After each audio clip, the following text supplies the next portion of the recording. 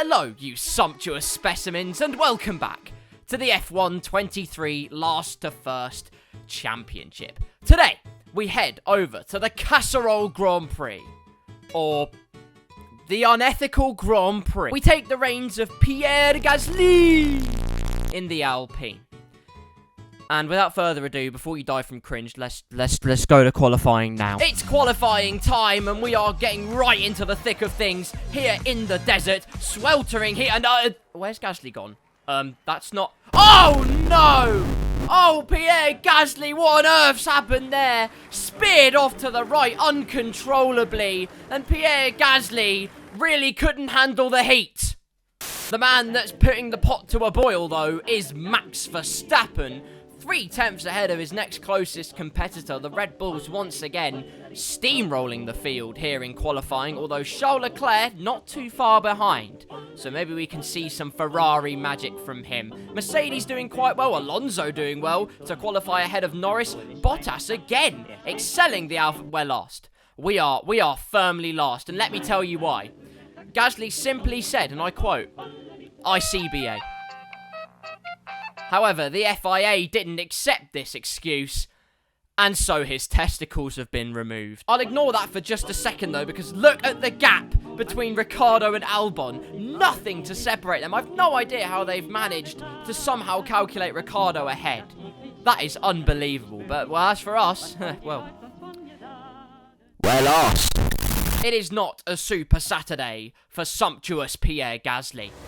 And here in Qatar, well, it's never splendid. But anyway, 5 red lights. Lights out, and away we go in Qatar. And it's a decent start on the medium tyres compared to Sargent, but we're going to actually back it off a little bit, not fight it too hard, because the outside line looks tasty. And away we go, past 4 cars, naming that 5 cars. Past Kevin Magnussen, a warning for a brief bit of contact with Hulkenberg, but we squeeze his teammate Magnussen to the outside. Thank you very much. That's 5 positions, a handful just like that. We have to defend the inside, though. We've got loads of downforce on our car, but we're going to use that to our advantage in the corners. The inside looks tasty, spearing down the inside of Sonoda and Oscar Piastri. Fantastic lunges being made, and all the Pilates is paying off.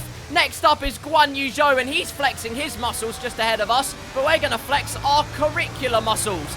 And by that, I mean our brain muscle as we head into the left-hander, dive down the inside of the Chinese driver. And that, ladies and gentlemen, is P12 already in this race. We're already on the fringes of points. And where in Japan, we saw ourselves struggling and gasping for resuscitation, here in Qatar, we're reaping the rewards of high downforce and extreme grit. As through the left-hander we go, what a piece of momentum that is. And we're going to look to the outside line of our teammate. Round the outside we go, and Esteban Ocon is behind us already. Into P11, just Bottas between us and points, but Oh no. Not ideal then. Our straight line speed is equivalent to a rhinoceros. And as we go through turn number 1, we have the grip of a rhinoceros, and we actually have to brake on the exit as Bottas, who's stop. Do you know what? I'm not even going to question it. It's Alfa Romeo at this point, and considering they have Ferrari engines, I'm not in the least bit surprised. Through the right-hander, we feint one to the inside. Nothing doing there. Bottas curtails our charge very quickly, but the hairpin looks tasty. Dive down the inside of the finished driver.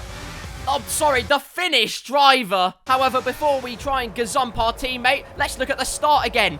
5 red lights, out they go, away the grid goes, and Verstappen, from first position, actually has to stop the charge of his teammate Checo. As he cuts to the inside, the Red Bulls will be briefly side by side. Verstappen late on the brakes though, and he keeps that P1, but it's behind him where things get saucy. As Charles Leclerc and George Russell, it's Ferrari against Mercedes once again, and history repeats itself. The Ferrari man wins out against the Mercedes driver. So great start there from Charles Leclerc. But here's George Russell's teammate, Sir Lewis Hamilton, off the start. And it's not a great start at all. Bogs down, actually, was high on the revs and then let them just dip to no end. And as a result, Norris and Alonso are both instantly spearing past the Mercedes man. And Bottas is getting involved even on his hard compound tyres. And you'd have to be royally embarrassed to be done round the outside and then the inside by a hard tyre runner. Hamilton says no, and his legacy is preserved. Hamilton's rainbow helmet actually does things to me that can't be said on the internet. I'm not... Oh, sorry. End of lap number 2 through the left-hander, and look at the monumental momentum. These analogies write themselves, but round the outside of our teammate once again. We're going to do it, but we do, unfortunately, go off the track.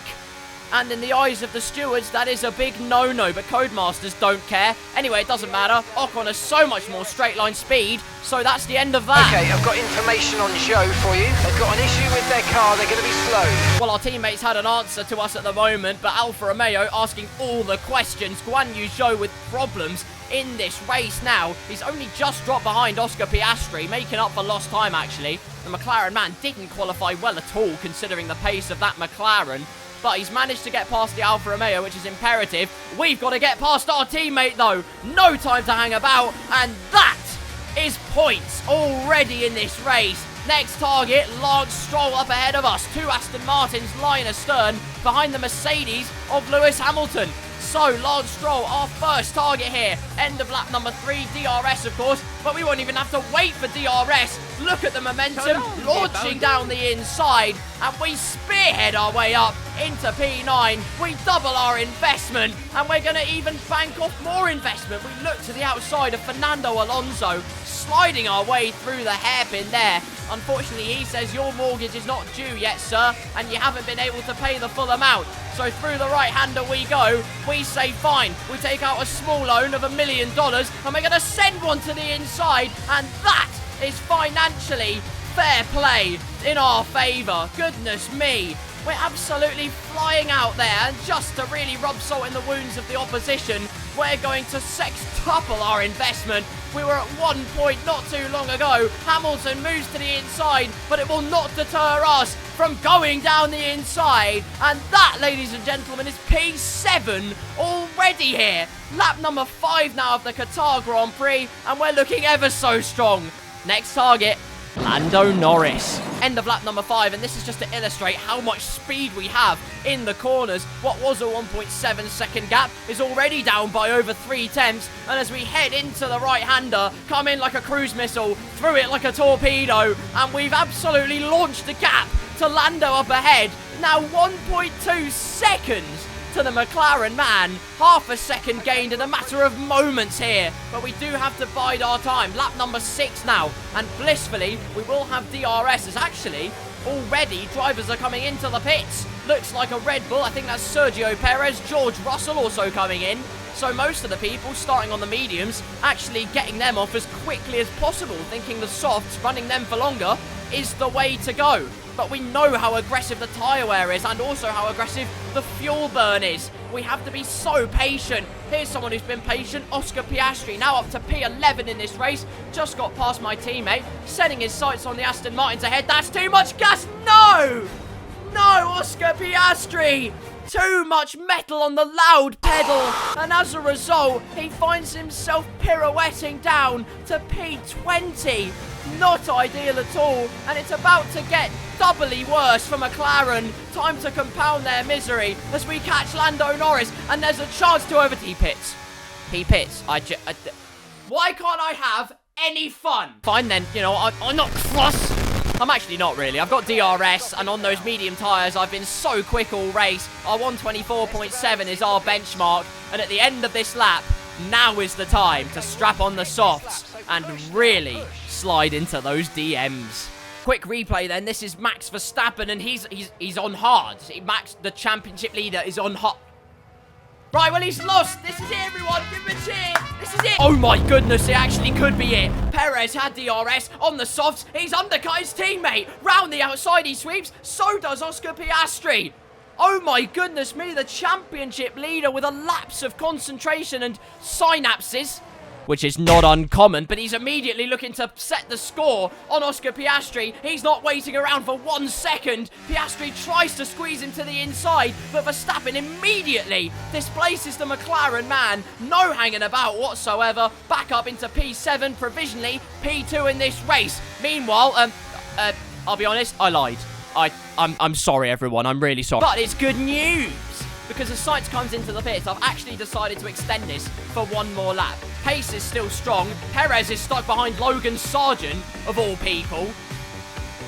Based. Meanwhile, we're going to turn up the volume on this lap, turn up the wick, bring the heat up to an uncomfortable level for the opposition. With a helping hand of DRS, a clear track ahead of us, we can exact and extract as much pace out of these mediums as we possibly can before finally getting the soft boots on. So here we are at the end of the lap then. Gap to Perez, 18 seconds. That is not a bad gap at all, actually, all things considered. And actually, Russell's on softs as well, so Verstappen's misery may yet be compounded as well in this race, because he's got two soft tyre runners to contend with now, his own teammate and George Russell. Meanwhile, into the pits we go. E-I-E-I-E-I-O. Can we get purple? Yes, we do. Ronaldo's bleeding my eardrums out. Can we get a clean stop? It's a good 2.4 seconds. Cool and collected in the scorching heat from the Alpine pit crew. And let's see where we filter out here. Of course, soft, we know the tyre disparity, depending on how late you pit and how much of an offset you have, is unbelievable. Fastest laps coming through. We'll soon see at the top, wherever it is. There it is, Hamilton fastest lap. But now it's our turn to turn up the sauce. First man to casserole, and it's one Charles Leclerc. And we've actually been quite patient on this lap. Been waiting, biding our time behind the Ferrari man, because we know how powerful DRS and slipstream is, especially if you're an AI or a cheating nonce. So DRS wide open, flap deployed, sucking up some sumptuous clean air, and we're going to be alongside Charles Leclerc, and down the inside we go. That's move number one towards potential victory in this race.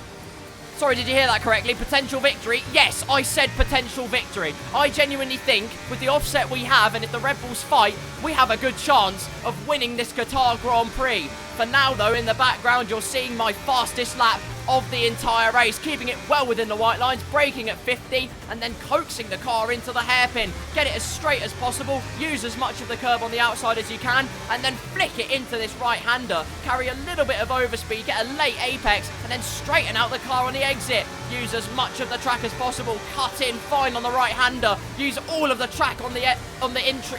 I can't speak, but you know what I mean. Basically, now we're well within the range of... Range...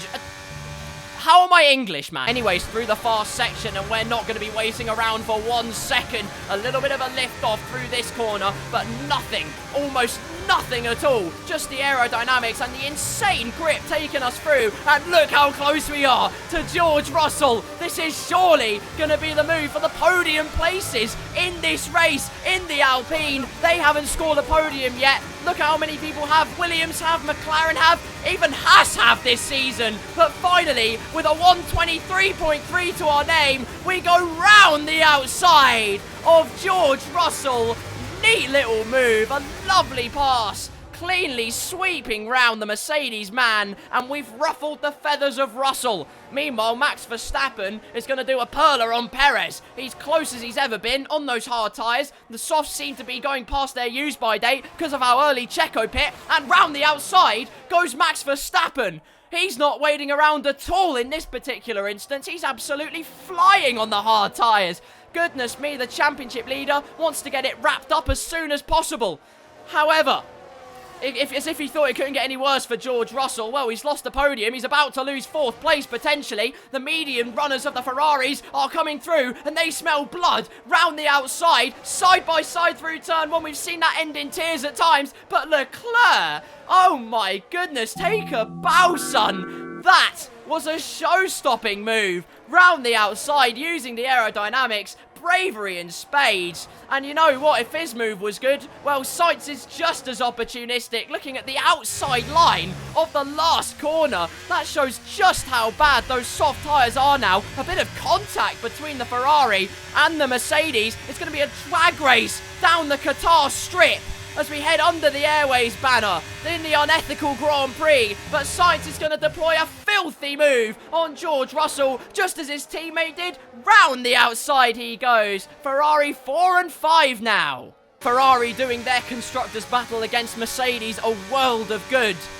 But for us, meanwhile, we've caught up to Perez to no end. 1.5 seconds, the gap here on lap number 13, the penultimate lap of the race. And I'm just going to show you a few corners here to just illustrate and highlight how quick we were in this race. Front end complying beautifully, using that late apex, straightening the car out. We gain a couple of tenths in a single corner, and as a result, as we head right now towards the last lap of the Grand Prix, and I'm here,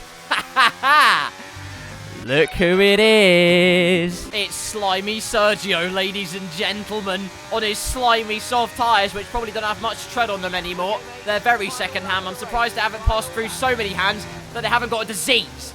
But we're going to try and relieve him of P2. Who knows, even with just one lap to go here in Qatar, we could potentially win this race. I believe in it. So let's go and get it. Sergio Perez up first. They're looking a bit squirmish out of the first couple of corners. We go wide there. Surprisingly, no warning. But look how close we are to the diffuser of Perez. So this is it. Dive to the inside. He leaves the gap. And that is P2, ladies and gentlemen. P2 in this race. And with fastest lap to our name. And we have only a matter of corners left. But there is still a chance. There is still a fleeting chance that we can pass the current two-time world champion, soon to be a three-time world champion. I have no doubt in this last to first universe. But Max Verstappen is on his way potentially to winning. We had our last chance probably at that left-hander. Yes, we are quick. We've got so much downforce through these high-speed corners. But it's not going to be enough. It is not going to be enough. Max Verstappen, unbelievably, on the hard tyres, is going to hold on. And with one more lap left, we could have done it. We could have potentially won a race for Alpine. But I don't care. What a drive it's been. It's Alpine's first podium. P2 for Pierre Gasly. What an astounding recovery drive. Absolutely rapturous applause all round for Pierre Gasly, driver of the day, unsurprisingly so. Alpine's first podium. What a race for them. As they climb out of the car, the Red Bull team are ready and waiting to celebrate a thoroughly deserved win.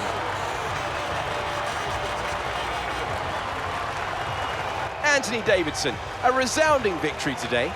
What set them apart from the rest? Well, they certainly stood out as a driver with tons of confidence on the track. I think their ability to keep their cool, even during some of the more hectic parts of the race, meant they were able to capitalise on the mistakes of other drivers, giving them the opportunity to make their way to the top spot with ease. The drivers are en route to the podium as we speak. What a fantastic win for the Red Bull team. They've performed exceptionally today, keeping us firmly on the edge of our seats throughout the entirety of the race. Congratulations to everyone at the team. I'm not going to say what you think I'm going to say. Actually, I am. Verstappen's won again, but he lifts up the trophy and it... Please don't do that again, Max. The Red Bull team look on, starstruck by their superstar, Max Verstappen. But it was a race of sheer superlatives for one man on the podium today. And that's Pierre Gasly. There he is. My goodness, Alpine have a podium in this season. And what a way to do it. Fastest lap. Look how close we were. Nearly half a second was in it between ourselves and Verstappen. If it had gone on any longer, one more lap, and we could have had him. But it wasn't to be. But still, what an incredible race. I can't believe how well that went. As we look down, Piastri got 18th.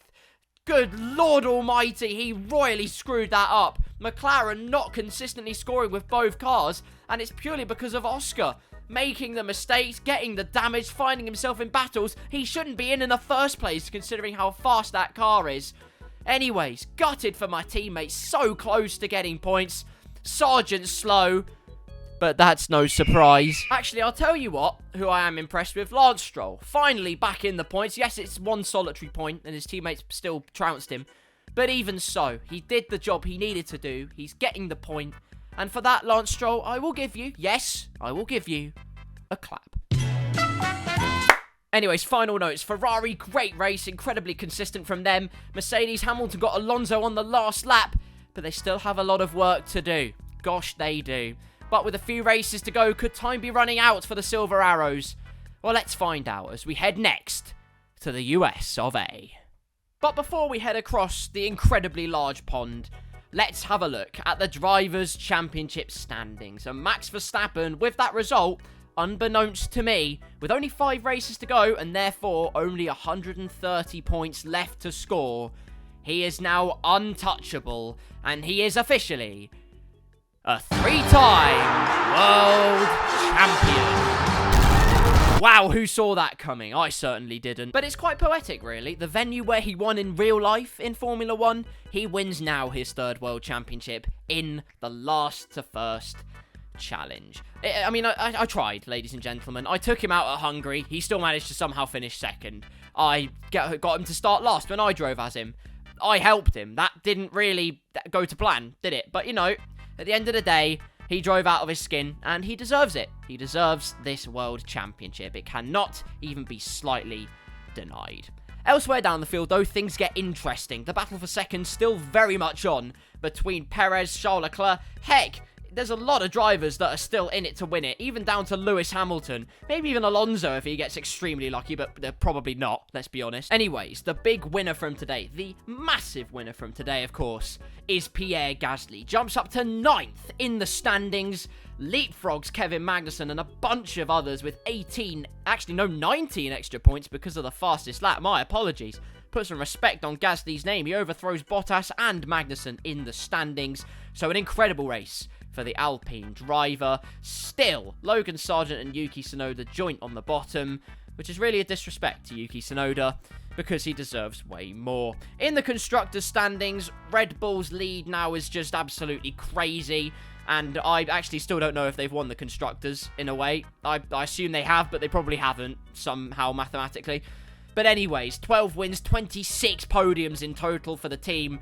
They are completely invincible this season. Ferrari and Mercedes, the battle's still not yet done, but Ferrari did a world of good today with their results. But it's Alpine, once again, that are the big winners. Let's be honest, that 6th place shouldn't be anywhere near touching distance for the teams below them, so that all but guarantees them at least 6th in the constructors' standings. Still very fine margins, though. The battle between McLaren and Aston Martin will rage on until the very end of the season.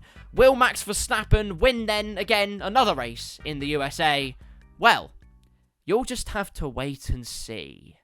Thank you very much for watching round number 18 of the F1 23 last to first championship. Only 5 rounds to go in this little series, and I've loved every single minute of making it.